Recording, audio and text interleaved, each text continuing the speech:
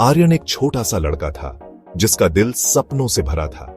वो पहाड़ियों से घिरे एक छोटे से शहर में रहता था। जिंदगी वहां सादी थी।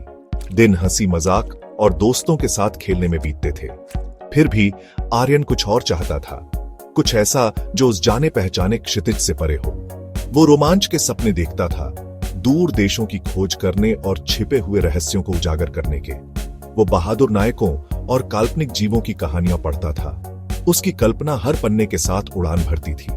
आर्यन को क्या पता था कि उसकी साधारण जिंदगी बदलने वाली है।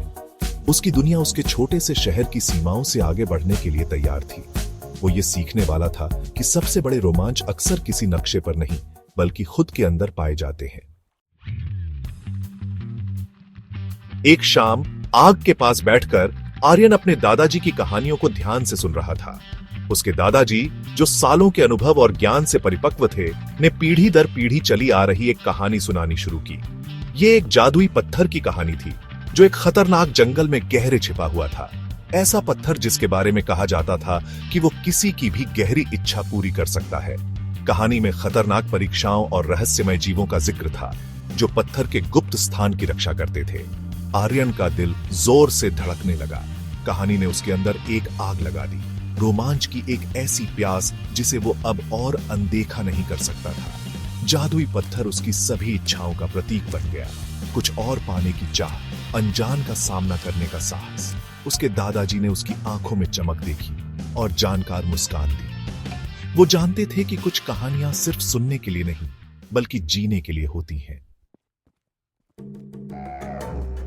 अगली ही सुबह आर्यन युवा जोश और खाने पीने से भरा एक झोला लेकर अपनी खोज पर निकल पड़ा। उसने अपने छोटे से शहर को पीछे छोड़ दिया और घने हरे भरे जंगल में कदम रखा। हवा में उमस थी, शहर की आवाजें जंगल की धुन में बदल गईं। जंगल ने उसका खुले हाथों से स्वागत किया, लेकिन यह छिपे हुए खतरों और अनपेक्षित चुनौतियों से भरा भी था।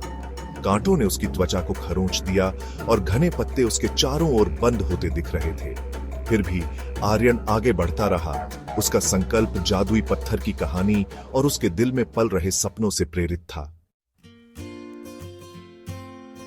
जैसे जैसे आर्यन जंगल में आगे बढ़ता गया, दिन रातों में बदलते गए। वो थक गया था और अपने इरादे पर शक करने लगा था। तभी वो एक खुले मैदान में पहुंचा। वहां पुराने पेड़ों के बीच एक बूढ़ी औरत बैठी थी। उसकी आंखें ज्ञान से चमक रही थीं। उसने उसे खाना और आश्रय दिया और जैसे ही उन्होंने बात की, आर्यन उसके शांत स्वभाव की ओर आकर्षित हुआ। उसने अपना उद्देश्य बताया, जादुई पत्थर को खोजने की अपनी इच्छा। बुढ़िया ने धैर्यपूर्वक सुना, फिर उसे एक छोटा चिकना पत्थर दिया। यह पत्थर तुम्हारी इच्छाएं पूरी नहीं करेगा, उसने कहा। उसकी आवाज शांत और मधुर थी, लेकिन यह तुम्हारा मार्गदर्शन करेगा।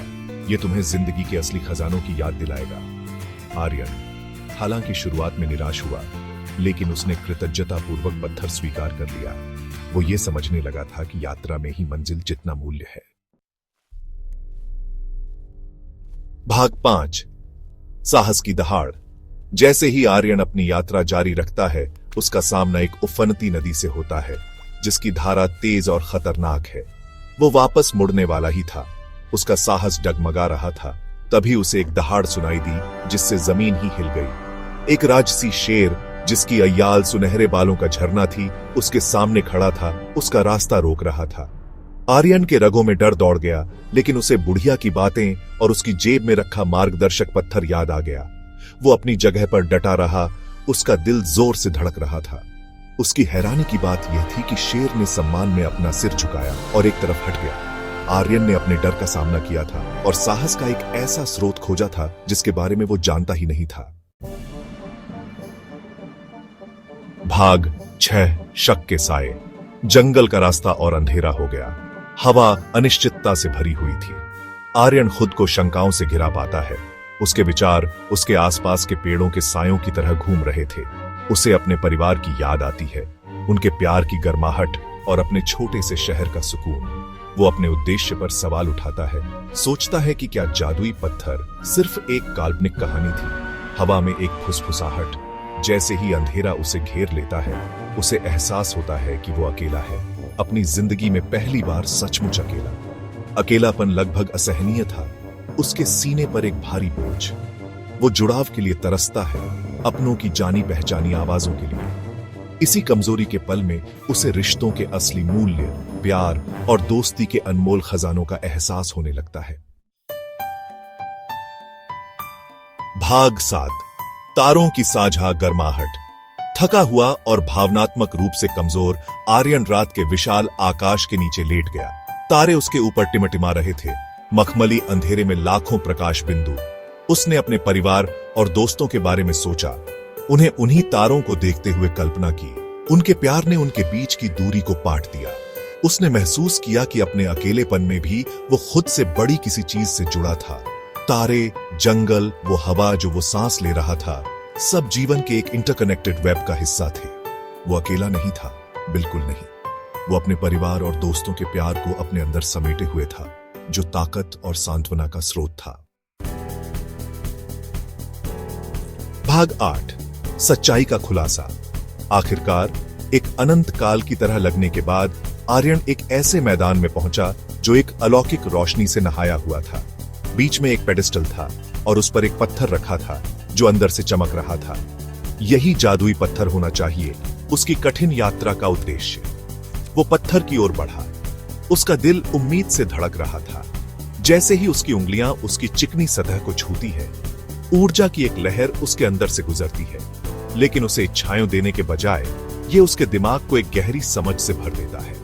जिंदगी के असली खजाने भौतिक संपत्ति या जादुई शक्तियां नहीं थीं, बल्कि वो गुण थे जो उसने रास्ते में सीखे थे। साहस, लचीलापन, प्यार और परिवार और दोस्ती के अटूट बंधन।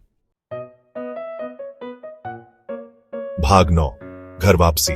ज्ञान से भरा दिल। आर्यन ने पत्थर को बिना छुए छोड़ दिया।